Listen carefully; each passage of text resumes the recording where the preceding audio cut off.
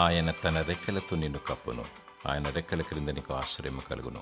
కీర్తనలు 91:4. నీతిమంతునికి ఆశ్రయం కలదు, యెహోవాయే నా ఆశ్రయమని నీవు మహోన్నతుడైన దేవుని నీకు నివాస స్థలముగా చేసుకుని ఉన్నావు. దేవుడు ఆశ్రయమును దుర్గమునై ఉన్నాడు. ఆపత్కాలంలో ఆయన నమ్ముకొనదగిన స్నేహితుడు.